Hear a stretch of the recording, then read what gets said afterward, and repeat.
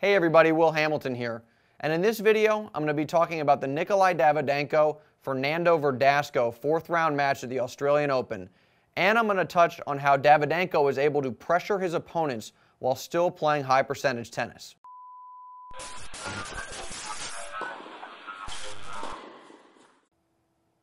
Davydenko is 6-1 lifetime against Verdasco. Obviously, he has a great record against him. And Davydenko is playing amazingly well. He's been absolutely crushing people over the course of the first 3 rounds, just putting the hurt on him. Straight sets every single match, and most sets weren't close. Now, Verdasco, on the other hand, he hasn't really played too much tennis. He had a 4-set match in the first round, 3 sets in the second, and then in the third round, his opponent, Kubek, retired after getting beat 6-1 in the first set. Verdasco won the first set 6-1, then Kubek retired, so he doesn't really have too much tennis under his belt. Now, to go back to Davydenko, one of the things that makes him such a difficult player to face is that he can pressure his opponents without going for big shots. He can play high percentage tennis and still exert pressure on his opponents, and the way he does that is via his court positioning. Now, if we had 2 players, and let's just say they're your typical professional tennis players, they're going to stand a couple feet behind the baseline.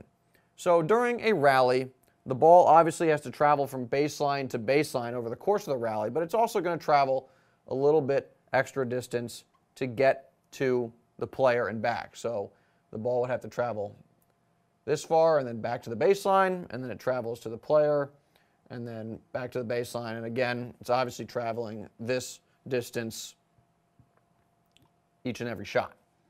Well, with Davydenko, instead of standing where a normal tennis player would stand, he moves up closer to the baseline. So what he does is essentially eliminate this extra distance. And obviously the ball takes a certain amount of time to get to him or get to your typical tennis player and then get back to the baseline.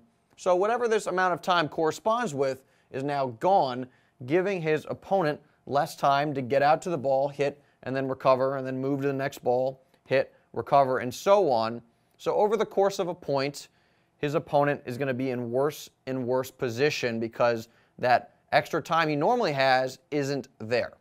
And you combine this ability, the ability to stand on the baseline, take the ball early, with Davydenko's amazing placement. The guy can go corner to corner pretty much whenever he wants.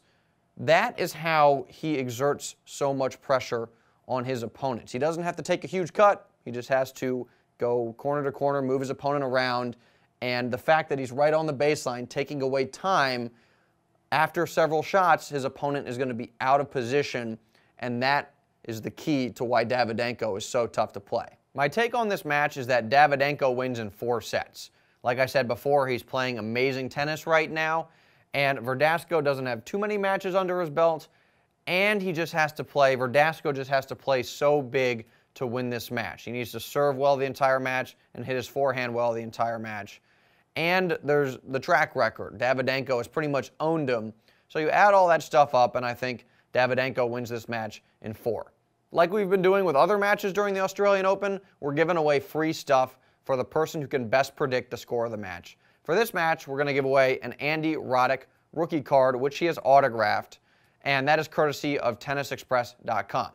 So what you need to do is please rate this video and subscribe to our channel, and then post your prediction in the comments below. You have up until when this match starts, so good luck. Want to know the secret to Roger Federer's forehand? Click the link in the description and sign up for our 100% free course.